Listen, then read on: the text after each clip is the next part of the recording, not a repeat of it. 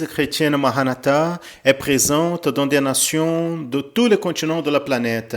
Des églises des pays dans les 3 Amériques, Europe, Afrique, Asie et Océanie, connectées par la même doctrine, par la direction du Saint-Esprit de Dieu et unies par la parole vivante.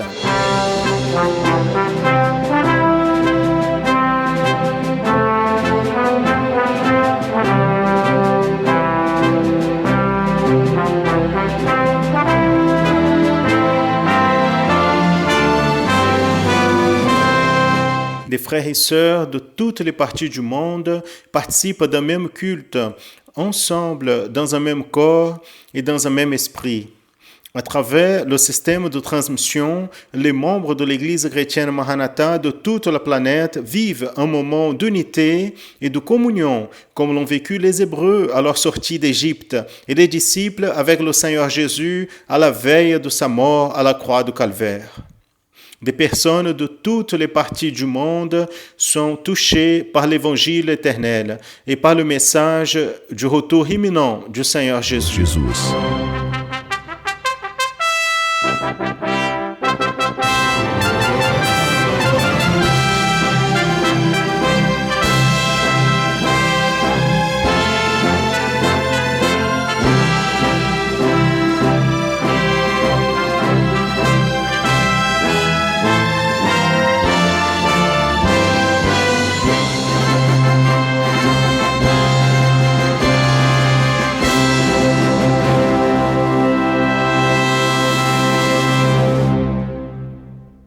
Je salue à tous dans la paix du Seigneur Jésus.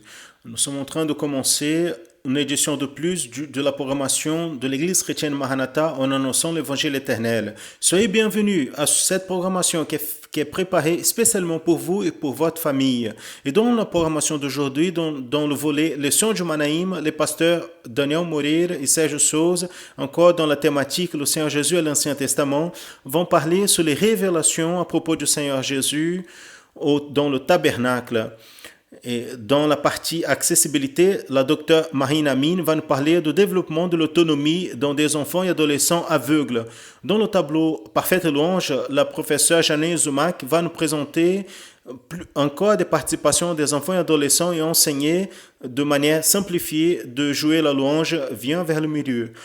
Et dans l'étude pour les enfants intermédiaires et adolescents, la professeure Evelyne Attali va nous parler sur la thématique Le Seigneur Jésus dans le tabernacle.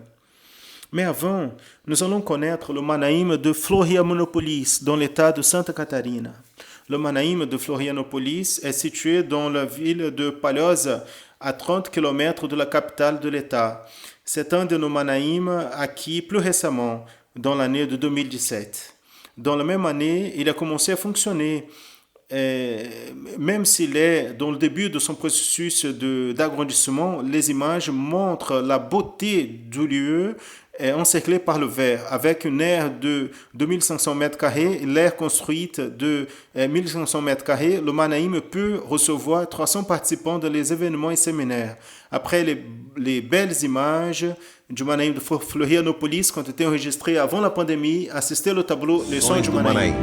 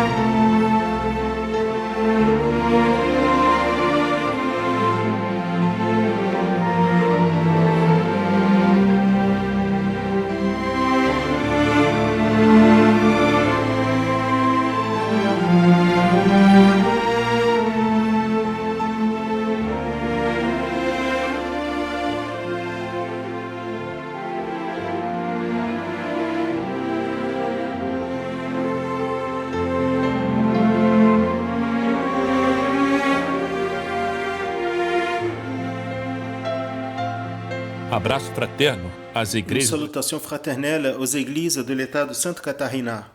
Celui-là est le volet Leçon de Manaíma.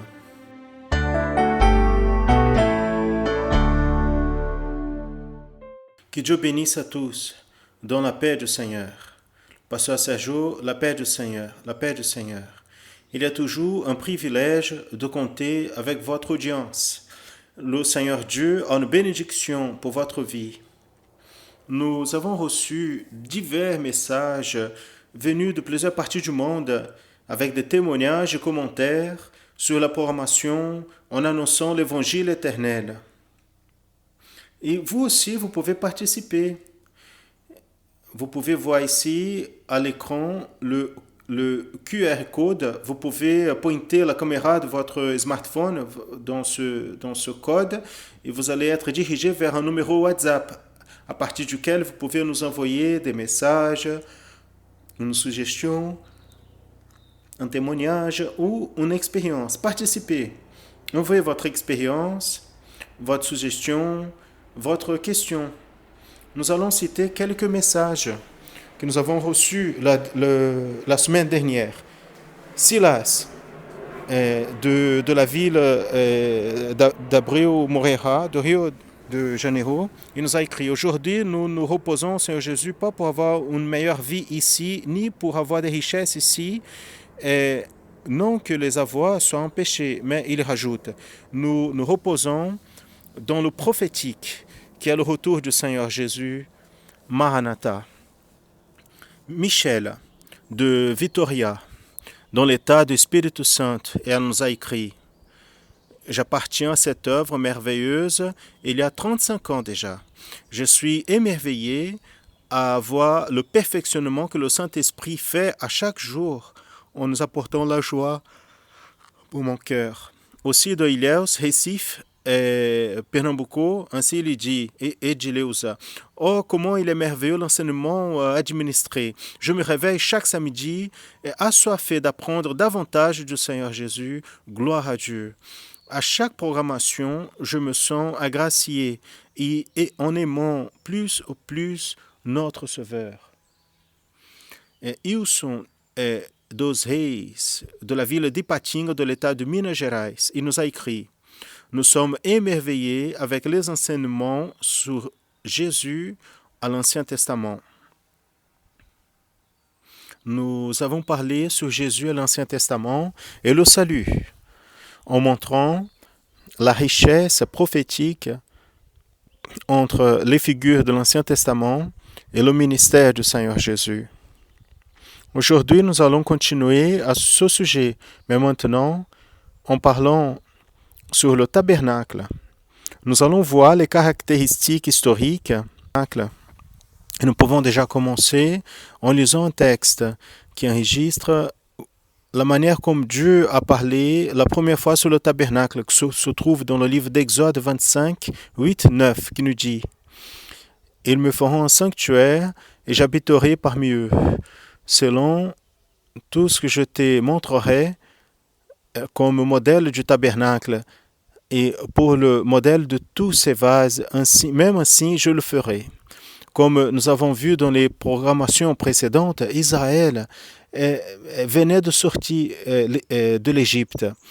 Donc, ils étaient une nation esclave en Égypte sans jamais avoir un gouvernement propre. Et aussi, jamais Israël, dans la période qu'ils étaient en Égypte, elle a pu exercer sa foi dans sa plénitude. Déjà au début de la sortie, Israël avait besoin d'apprendre à propos de son Dieu. Nous pouvons nous rappeler comment s'est donné le trajet de cette marche depuis l'Égypte jusqu'à la terre de Canaan.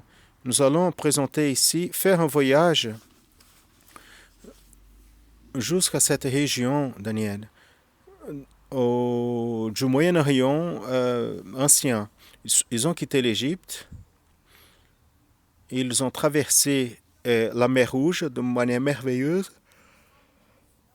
ils ont traversé la péninsule du Sinaï, on va montrer le mont Sinaï, ils vont s'arrêter à Jéricho, qui était la frontière vers Canaan. Et en vérité, avant que le peuple d'Israël quitte l'Égypte, Dieu a orienté que dans cette marche qui a duré 40 ans, avant cela, les Hébreux, le Seigneur a dit, ils devraient faire le culte au Seigneur. La question donc était, mais comment cela sera fait, ce culte sera fait? Dans quel endroit? Si les Hébreux, ils étaient dans un voyage par le désert, c'est quand il y avait un changement d'un endroit vers l'autre quand Dieu a orienté à propos du tabernacle. Qu'est-ce qu'était le tabernacle?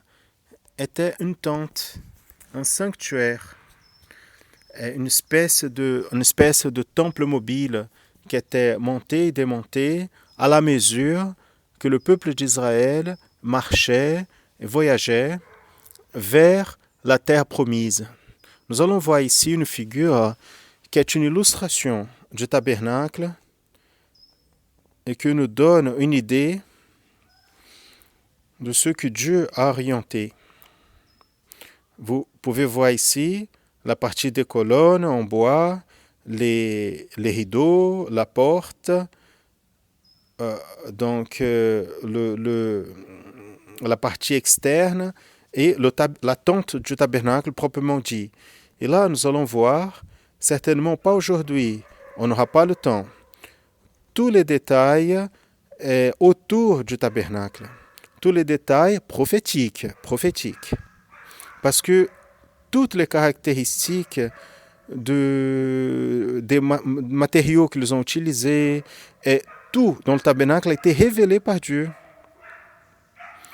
Sous le tabernacle, tout avait l'aspect prophétique. À propos de qui? À propos de la personne du Seigneur Jésus et encore du projet de salut pour la vie de l'homme.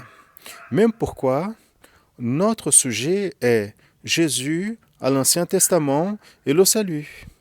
Donc, beaucoup plus qu'une histoire qui est belle du tabernacle, c'est notable. Beaucoup plus important que l'historique, c'est d'entrer dans le prophétique qui montre Jésus à l'Ancien Testament et le plan de salut.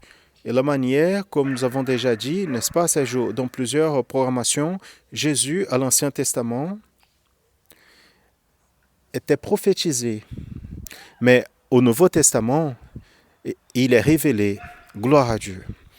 Avant de commencer à parler des détails du tabernacle, il est important de souligner que Dieu, il a toujours voulu habiter avec l'homme. La Bible nous dit, au livre de la Genèse, que juste après la création d'Adam et Ève, Dieu, à la fin de la journée, il venait pour parler à l'homme. Le Seigneur Dieu aussi se manifestait aux patriarches, Abraham, Isaac, Jacob. De la même manière, déjà dans la période qui a commencé la marche d'Israël en Égypte jusqu'à Canaan, Dieu parlait à Moïse. Dans une de ces occasions, 3 jours qu'ils étaient déjà partis d'Égypte, ils étaient dans le désert de Sinaï. Moïse, il est monté dans le mont Sinaï. Il est monté et à cet instant, le Seigneur, encore une fois, lui a parlé.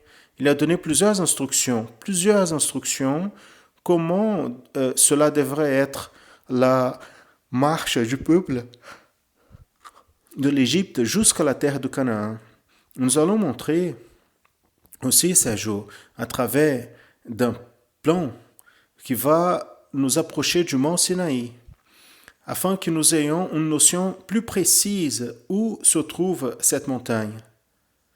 Voici l'image qui nous montre jusqu'à la région du mont Sinaï. Voici une image illustrative du mont Sinaï. C'est un de ces endroits, en haut de cet endroit, Dieu parlait à Moïse. Et la Bible a dit que la montagne sortait de la fumée dans la montagne. Et le peuple était au pied de la montagne avec beaucoup de crainte et révérence. Et en vérité, le mont Sinaï était une nouvelle expérience de vie pour ce peuple. Moïse, il a été appelé par Dieu à la montagne, et tel comme nous avons fini de parler, les enfants d'Israël étaient au pied du mont, ils voyaient le mont qui sortait de la fumée, et Moïse en haut, et eux remplis de crainte. Quelle expérience merveilleuse! Donc, ce jour, le mont Sinaï révélait une nouvelle chose pour le peuple d'Israël.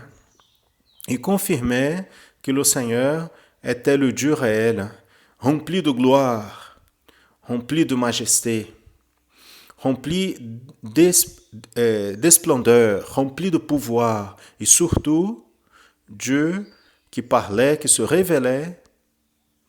Et c'est comme ça, Daniel, la marche de l'Église fidèle en direction à la Canaan céleste.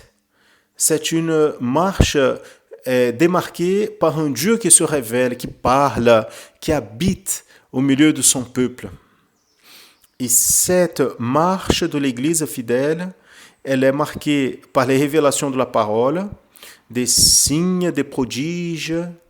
Mais une chose est importante. Afin que tout cela puisse se faire, Dieu se révéler, pourvoir et parler, il est nécessaire qu'il y ait un peuple obéissant, disposé à entendre et obéir à la parole du Seigneur, à la voix du Seigneur. Le tabernacle était l'expression du désir de Dieu d'habiter au milieu de ce peuple. Sans le tabernacle, Israël n'allait pas un moyen de marcher, un moyen d'arriver à la terre promise. Comme nous avons vu au début de l'ordonnance expresse de le Seigneur était « Ils me feront un sanctuaire et j'habiterai parmi eux ». Le tabernacle, donc, était quoi, Daniel? Le tabernacle était Dieu en contact, le Seigneur qui parlait, qui se révélait, qui habitait avec son peuple. Maintenant, c'est jour. À l'intérieur du parallèle prophétique, qui c'est ce qui nous intéresse, entre les figures de l'Ancien Testament et le Seigneur Jésus, nous voyons au Nouveau Testament l'accomplissement de la prophétie que Dieu allait habiter et parlerait à son peuple à tout le moment, tel comme il est enregistré en Jean chapitre 14, verset 23. Jésus a répondu et a dit, « Si quelqu'un m'aime, il gardera ma parole, et mon Père l'aimera. » Et il parle de Jésus, Dieu le Père. « Et nous viendrons vers lui, et nous ferons en lui une habitation. » Nous ferons en lui une habitation. C'est le tabernacle, c'est un mystère. Le Père, le Fils et le Saint-Esprit, ils veulent faire habitation dans la vie de l'homme. C'est l'habitation qui apporte le pardon, le salut et la délivrance, le secours. C'est l'habitation qui apporte la véritable paix que seulement Jésus peut donner. En vérité, Sergio, tous ceux dont la vie et cœur le Seigneur Jésus habite, il parle, il se manifeste, ces personnes vivent l'extraordinaire prophétie du tabernacle. C'est-à-dire, nous pouvons même utiliser une force d'expression pour dire que Dieu veut tabernaculer avec son peuple, y compris Daniel. L'évangile de Jean, au chapitre 1er, verset 14, nous dit « Le Verbe s'est fait chair et a habité entre nous ». C'est un verset connu. Maintenant, cette parole « habiter », dans l'original grec traduit, qui a reçu la traduction « habiter », ce mot, en fait, elle n'est pas liée avec maison, habitation ou donc un logement, mais avec le tabernacle. Donc, Sergio, ce verset aurait pu être traduit selon ce qui dit le texte original, comme ça. Et le Verbe s'est fait chair et a habité dans un tabernacle parmi nous. C'est-à-dire, tout dans le tabernacle pointait et pointe prophétiquement vers le Seigneur Jésus. Gloire à Jésus. Dieu a parlé à Moïse afin qu'il puisse monter au mont Sinaï. La Bible affirme, bien-aimé, que la gloire du Seigneur habitait sur le mont Sinaï. Et Dieu, ainsi, a parlé à Moïse. Selon tout ce que je te montrerai comme un modèle du tabernacle, comme un modèle de tous les meubles, ainsi tu le feras. Et cela a été enregistré et observé. Parce que Dieu, il était en train de prendre soin d'un enseignement qui n'était pas seulement pour ce peuple pendant cette marche, mais c'était un enseignement prophétique pour établir dans la vie d'un peuple, le peuple de Dieu. C'était les siècles des siècles. À travers de qui? À travers la foi. Le Seigneur Jésus, nous allons montrer deux figures illustratives du modèle du tabernacle. Une, nous avons déjà vu un peu avant, qui est exactement ici, donc la partie extérieure, l'autel des holocaustes, en rappelant Sergio, en rappelant à tous, beaucoup ne connaissent pas les détails de la parole, qui même les couleurs ont été révélées par Dieu. Le Seigneur a révélé toutes les choses. Et pourquoi? À cause de projets prophétiques révélés à travers Jésus, le salut pour la vie de l'homme, comme nous allons voir plus loin. Et dans les prochains programmes aussi. Il y a une autre figure ici. Là, c'est une coupe, le tabernacle vu de l'intérieur.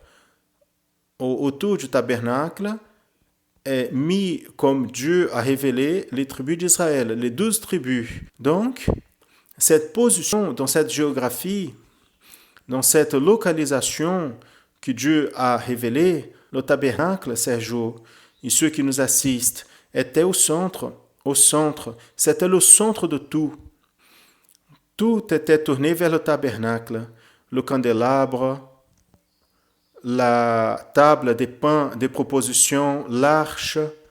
Et vous qui nous assistez, ne laissez pas d'assister les prochains programmes, parce que tout cela, les rideaux, les colonnes, chaque ustensile a une révélation, a un aspect prophétique. En vérité, Daniel, Dieu, il ne donne pas un enseignement d'une structure comme celle-là, la structure du tabernacle, afin que cela reste au passé. La structure du tabernacle, elle pointait prophétiquement vers la présence éternelle de Dieu.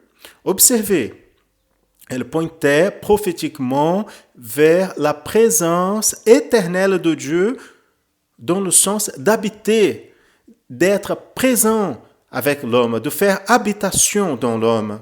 Même, Sergio, comme nous avons déjà dit, tout le modèle du tabernacle, tous les détails, a été tout donné par révélation.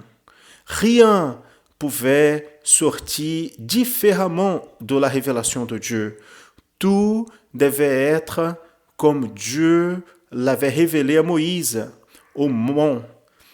Parce que cela suivait quoi? Cela suivait pas le projet de Moïse ni d'Aaron, mais un projet qui est venu de l'éternité. Gloire au nom du Seigneur. Nous allons participer maintenant d'une louange, d'un chant, accompagné de belles images. Et j'invite toujours à vous, monsieur, madame, vous qui nous assistez, chantez avec nous, participez de cette louange.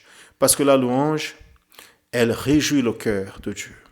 La Bible dit que Dieu habite parmi les louanges de son peuple.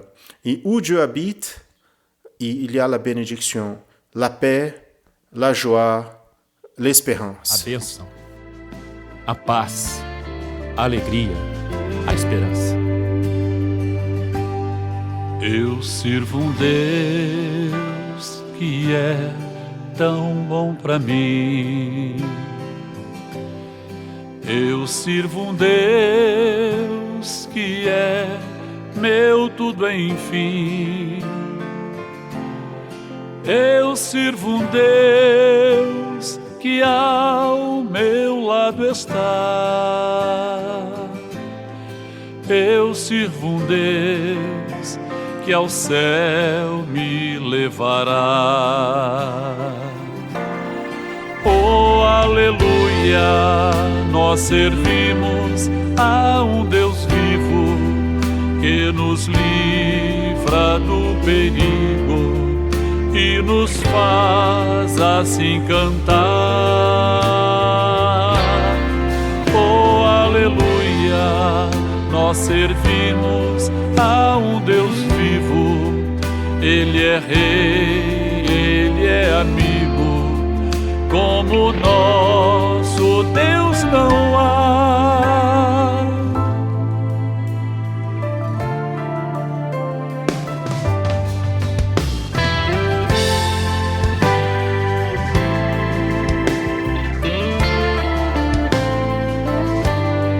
Eu sirvo um Deus que abriu o mar vermelho. Eu sirvo um Deus que amou o mundo inteiro. Eu sirvo um Deus que enviou Jesus. Eu sirvo um Deus que é graça e luz. Oh, aleluia, nós servimos a um Deus vivo que nos livra do perigo e nos faz assim cantar. Oh, aleluia, nós servimos a um Deus vivo. Ele é rei, ele é amigo, como nosso Deus não há. Não há, não há.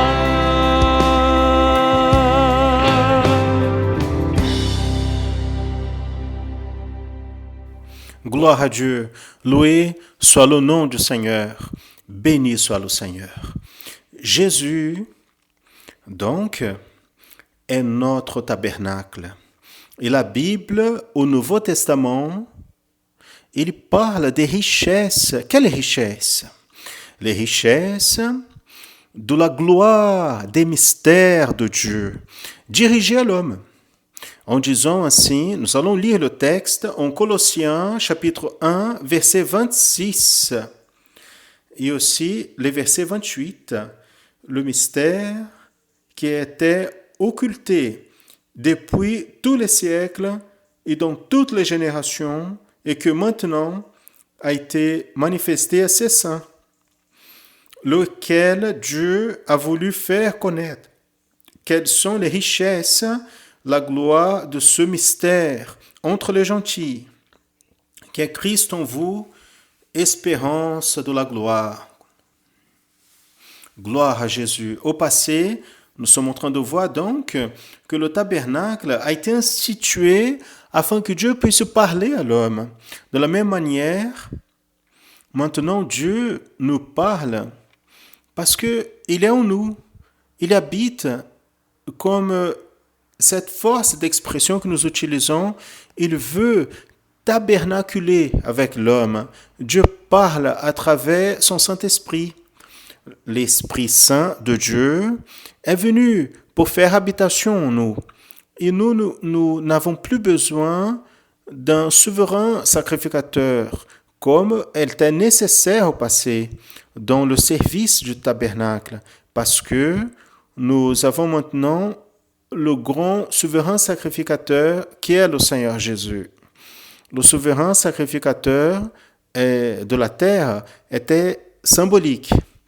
Il passait, il avait des imperfections, mais le Seigneur Jésus, comme la Bible nous dit, est le souverain sacrificateur éternel, parfait, tel comme il est enregistré dans le livre d'Hébreux, chapitre 4, verset 14.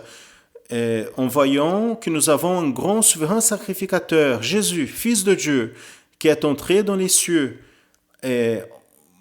gardons fermement notre confession.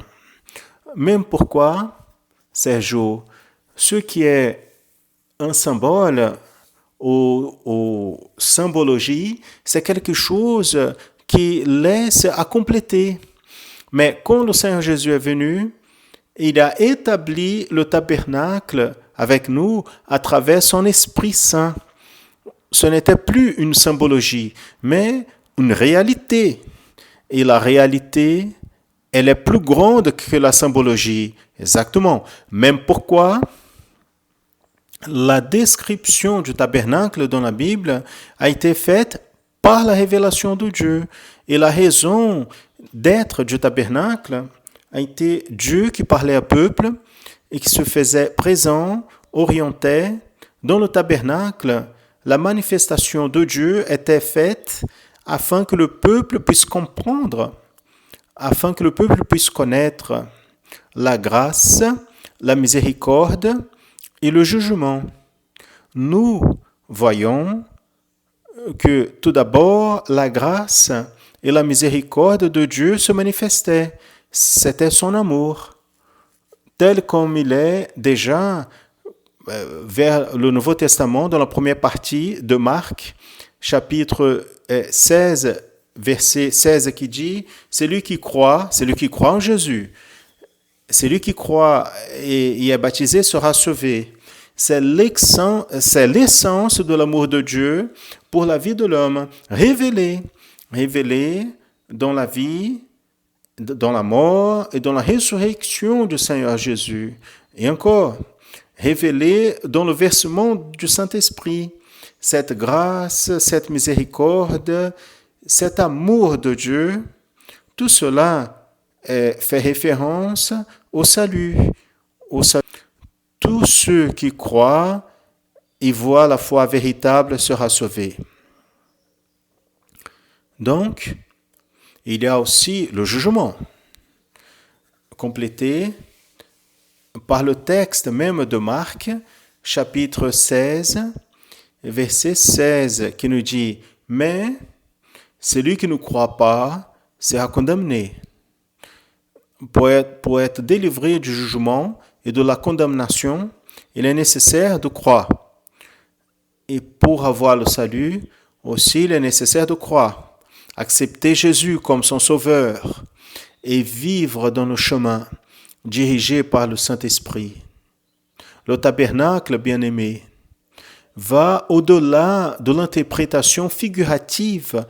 Prophétiquement, le tabernacle, c'est une invitation pour entrer par sa porte, parcourir le chemin que le Seigneur Jésus nous a ouvert par son sacrifice expiatoire dans la croix et suivre jusqu'à contempler son infinie gloire. Maranatha, le Seigneur Jésus vient. Amen. Gloire à Dieu. Aujourd'hui, nous allons voir seulement une introduction sur le sujet tabernacle. En sachant qu'il est très riche, il y a beaucoup d'aspects prophétiques. Nous allons continuer à ce même thématique dans le prochain programme. L'opportunité que nous allons voir, la richesse notable dans les aspects prophétiques liés au tabernacle. Il existe une interaction entre le tableau leçon du Manaïm et l'école biblique dominicale de l'Église chrétienne Maranatha, qui se passe tous les dimanches à 10h du matin au Brésil, par notre canal YouTube. Continuez avec nous en assistant à la programmation en annonçant l'évangile éternel. avec les volets qui vont suivre. Comme vous voyez ici à l'écran, il y a le QR code. Vous pouvez diriger la caméra de votre smartphone vers ce code et vous allez être dirigé vers un numéro WhatsApp à travers lequel vous pouvez nous envoyer un message, une suggestion, un témoignage ou expérience. Participez. Envoyez votre expérience, votre suggestion et votre question. À tous, la paix du Seigneur Jésus, la paix du Seigneur. Comment développer l'autonomie chez les enfants et adolescents aveugles? L'être humain, dans la mesure où il grandit, il développe ses autonomies. Cela est naturel. Mais quand cette personne est aveugle, comment faire? Dans le tableau accessibilité d'aujourd'hui, la docteure Maria Amin va nous parler sur ce sujet et aider à des personnes qui convivent avec cette situation.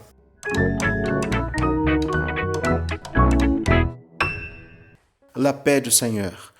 En continuant notre travail, aujourd'hui, nous parlerons sur le développement de l'autonomie chez les enfants et adolescents aveugles. Ce que nous allons parler aux enfants et adolescents sert pour le jeune et l'adulte aussi.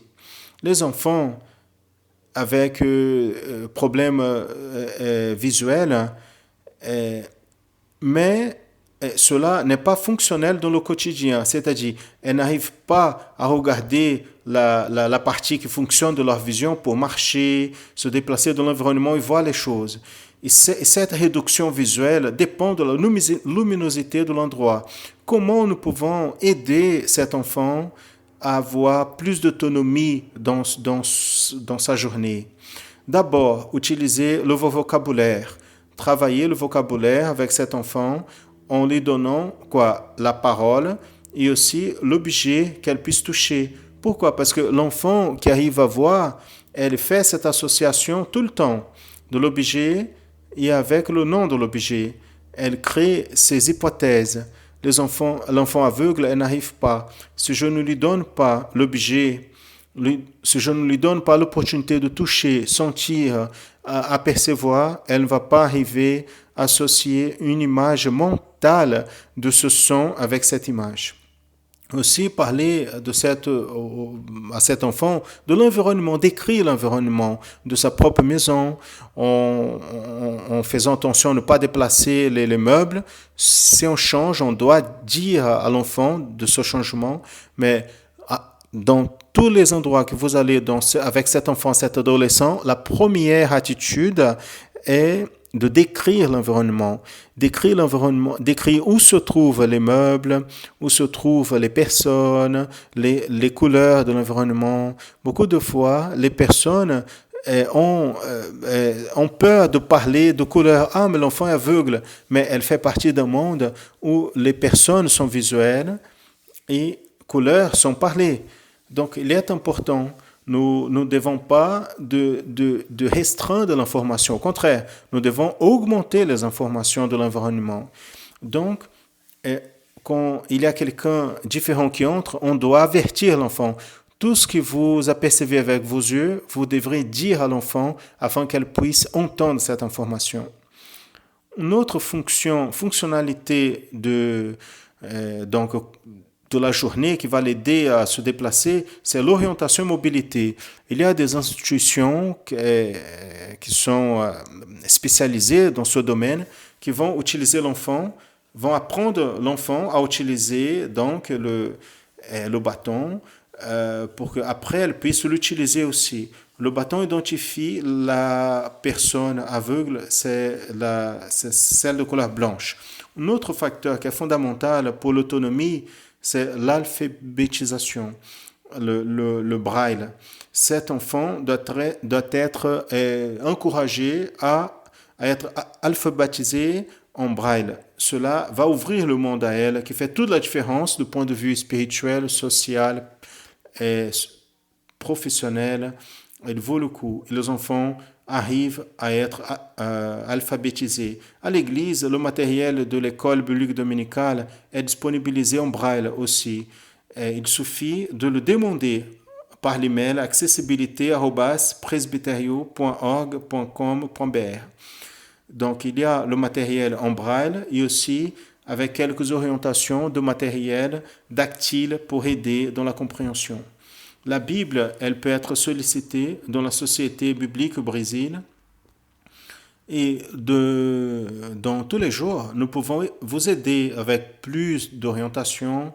Donc, dans le canal YouTube, nous allons parler davantage, plus de détails sur ce sujet de l'orientation, de mobilité, de vocabulaire, de travailler l'autonomie. Donc, vous pouvez nous chercher dans le canal officiel de l'Église et là, nous donnerons ces orientations. Nous sommes à disposition des frères et sœurs. Entrez en contact s'il est nécessaire. La paix du Seigneur Jésus. Beaucoup d'enfants, intermédiaires et adolescents attendent toute la semaine pour ce tableau. Parfaite louange. Et aujourd'hui, la professeure Janaïna va nous montrer plus de participation envoyée et va nous enseigner à jouer de manière simplifiée la louange. Viens vers le milieu. Prenez votre instrument et nous allons apprendre.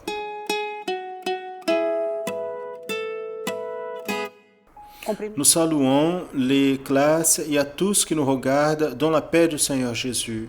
Quelle joie d'être ensemble pour encore une étude. Mais avant de commencer, nous allons partager quelques vidéos que nous avons reçues.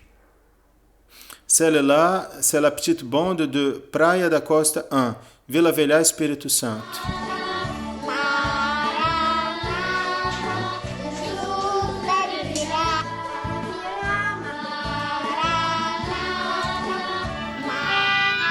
Ce groupe d'intermédiaires et adolescents, elles viennent de São Sebastião de Boa Vista, au Pará.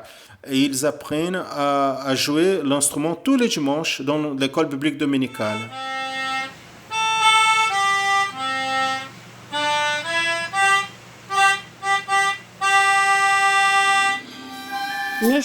Dans ce groupe, nous avons Luisa dans l'harmonica, Levi, Julia, et Davi et Riane dans la flûte douce. Et ils viennent de São Cristóvão, de Sergipe, au Brésil. Julia e Camila Horto, Feira de Santana, Bahia.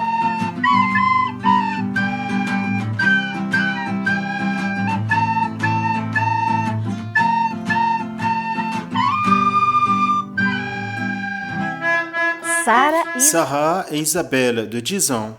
São José, Santa Catarina. Les sœurs Rebecca, de 5 ans, et Giovanna, de 11 ans. Esther, de 7 ans.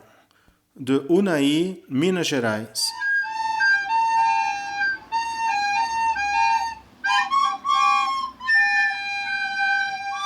Ana Rosa, de 7 ans, et Isabela, de 3 ans. Niterói, Rio de Janeiro. Quelle bénédiction, gloire à Dieu. Nous sommes en train d'apprendre de manière simplifiée la louange « Viens vers le milieu ». Et afin de jouer ce chant, nous avons appris sur le jazz. Le jazz, il augmente le ton de la note un demi-ton. Ici, nous sommes en train de voir la note Do naturel et Do jazz. Ici se trouve la touche Do jazz. Ici, nous sommes en train de voir la note Fa naturel et Fa jazz. Ici, la position de Fa jazz au clavier. Maintenant, nous allons écouter dans la mélodica.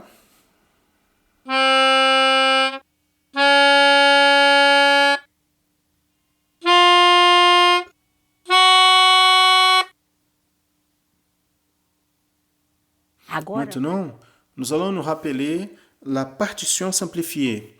Nous allons lire d'abord les notes. Mi, mi, fa, mi, do, sol, la, si, sol, mi, do, mi, la, si, ré. Dans cette première fois, nous jouons doucement.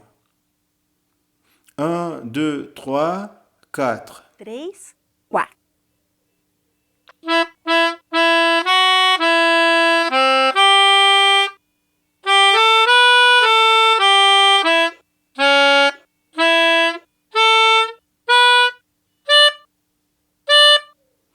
Mais nous savons que, afin d'accompagner la louange, nous avons besoin que le rythme soit plus rapide. Nous allons compter 1, 2, 3, 4. 2, 3, 4.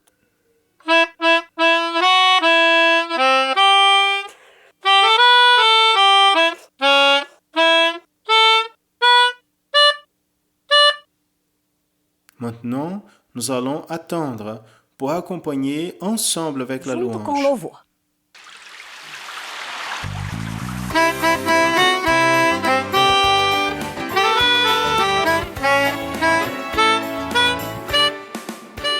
Quelle bénédiction! Dans la prochaine étude, nous allons apprendre ce chant dans la flûte douce. À tous, la paix du Seigneur Jésus. Senhor Jesus.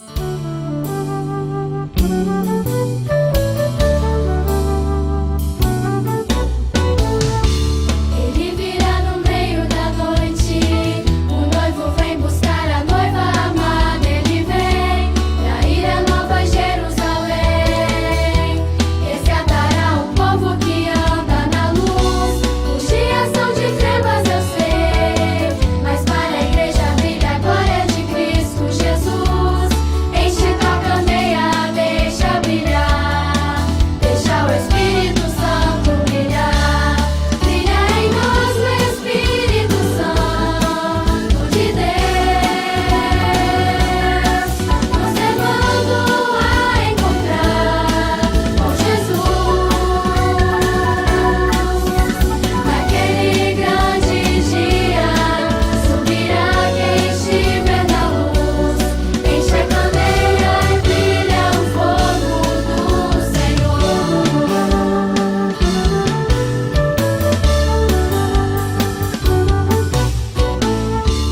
Ele virá no meio da noite, o noivo vem buscar a noiva amada. Ele vem pra ir a Nova Jerusalém, resgatará o povo que anda na luz.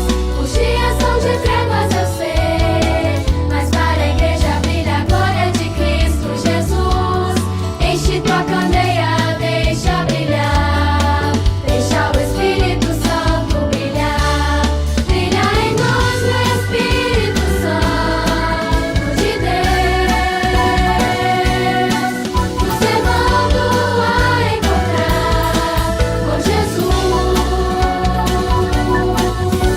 Naquele grande dia subirá quem estiver na luz, enche a candeia e brilha o fogo do Senhor. Brilha em nós o Espírito Santo de Deus, nos levando a encontrar com Jesus. Naquele grande dia subirá quem estiver na luz, enche a candeia e brilha o fogo do Senhor. Enche a candeia e brilha o fogo do Senhor.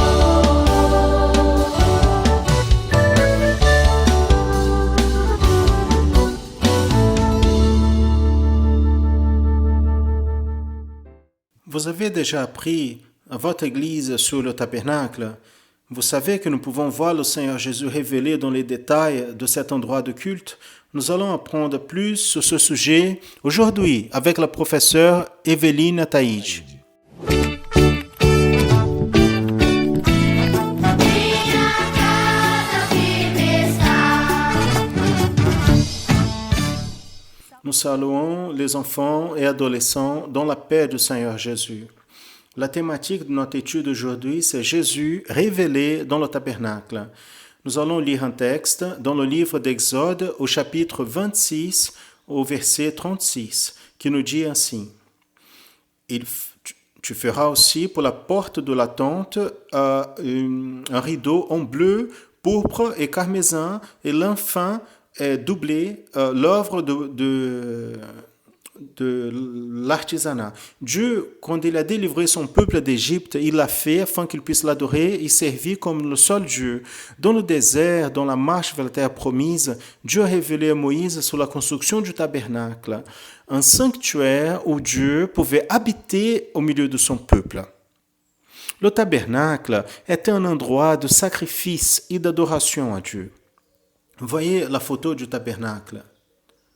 Dans le tabernacle, il y avait donc la cour externe où il y avait l'autel de l'Holocauste et l'évier en cuivre pour la purification. Il y avait dans la tente l'endroit saint et saint des saints. Dans l'endroit saint des saints, seulement le sacrificateur pouvait entrer une fois par an pour demander le pardon pour le péché du peuple. La tribu des Lévites était la tribu que Dieu a séparée pour prendre soin et travailler dans le tabernacle. Autour du tabernacle, le peuple d'Israël se campait, les 12 tribus d'Israël. Le tabernacle représentait la présence de Dieu, Dieu qui habitait au milieu de son peuple.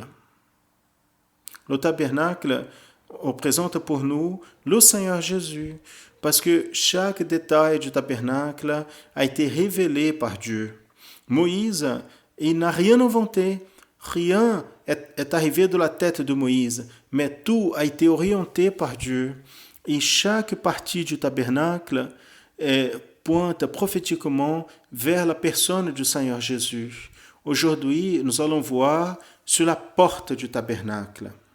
La porte, elle était faite d'un tissu en couleur bleue, pourpre, carmésin et de lin doublé. Et elle était mise sur des bois revêtus en or. Il y avait une seule porte, un seul accès pour le tabernacle. La porte du tabernacle nous parle prophétiquement du Seigneur Jésus. Jésus, dans son ministère, a dit aux hommes, « Je suis la porte, celui qui entre par moi va se sauver. » Jésus est la seule entrée que nous avons vers le ciel. Jésus est le seul qui peut nous donner accès à Dieu. Pour cela, Jésus, il est la porte qui est ouverte pour notre salut. La porte avait des rideaux dont la couleur est bleue, pourpre, carmésin et lin doublé. Cela nous pointe prophétiquement vers la personne du Seigneur Jésus. Le bleu, c'est le grand amour de Dieu. Et la plus grande expression d'amour pour l'homme qui a donné sa vie à la croix pour notre salut. Le pourpre, c'est une couleur liée à la royauté utilisée par les rois. Le Seigneur Jésus est notre roi. Quand il a été donné à la croix du Calvaire, les hommes, afin de l'humilier, l'ont habillé de pourpre, l'ont mis une couronne d'épines sur sa tête. Les hommes l'ont rejeté, mais nous l'avons reçu comme notre roi. Et au ciel, Jésus, il est acclamé comme roi des rois et seigneur des seigneurs. Le carmésin, c'est une couleur rouge. Le carmésin nous pointe prophétiquement vers le sang de Jésus, le sang qui a été versé à la croix pour purifier nos péchés et nous donner la vie éternelle. Le lin fin doublé, c'est la sanctification. Jésus, il est saint, il n'a pas péché, mais il a vaincu le péché et la mort pour nous donner le salut. C'est à travers de Jésus et de son Saint-Esprit que nous sommes sanctifiés pour voir à Dieu. Le tabernacle, donc, est la figure prophétique du Seigneur Jésus. Jésus, il est révélé en toute la Bible.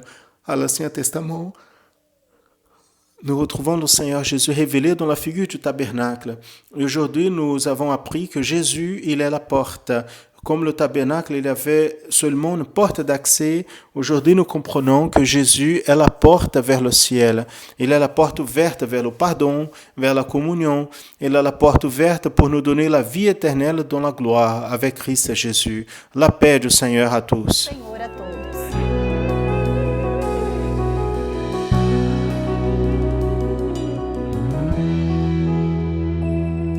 Verei meu grande rei, um vencedor serei. Verei o meu Jesus, Nova Jerusalém, cidade do meu rei. Estarei com meu Jesus.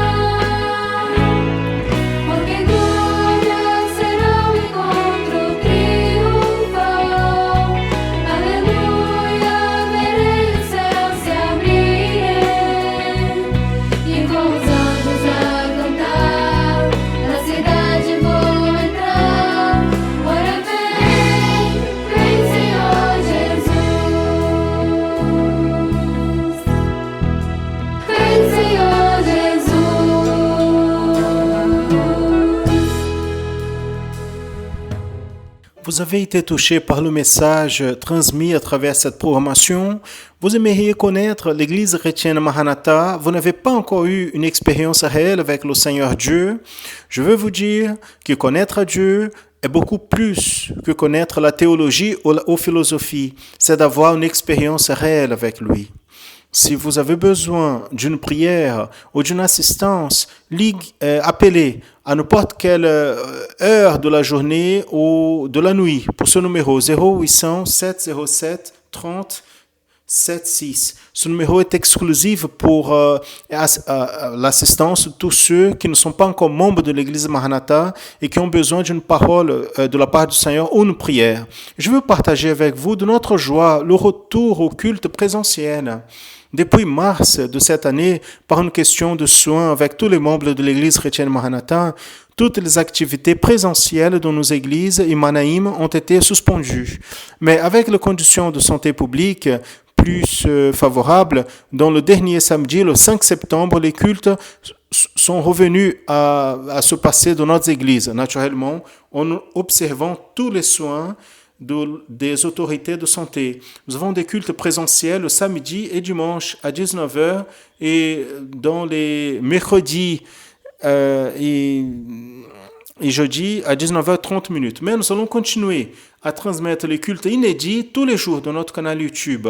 Et vous aussi, vous pouvez nous suivre dans l'Instagram et Facebook. Accédez aussi au site de l'Église chrétienne Maranatha et de la radio Manaïm. Téléchargez les applications gratuites. Profitez pour naviguer et connaître davantage sur nous et nos plateformes numériques. Et dans l'application de la radio Manaïm, vous pouvez écouter la radio 24 heures par jour, assister et partager les podcasts de messages. Ainsi, nous arrivons à la fin de cette programmation de l'Église chrétienne Maranatha en annonçant l'Évangile éternel. Et je veux vous rappeler que tous les dimanches à 10h, à travers notre canal de YouTube, vous assistez à l'école biblique dominicale de l'Église chrétienne Maranatha. Et dans la semaine prochaine, si le Seigneur nous le permet, nous serons ensemble encore une fois à cette heure-ci avec une autre édition de l'Église chrétienne Maranatha en annonçant l'Évangile éternel. Maranatha, le Seigneur Jésus vient.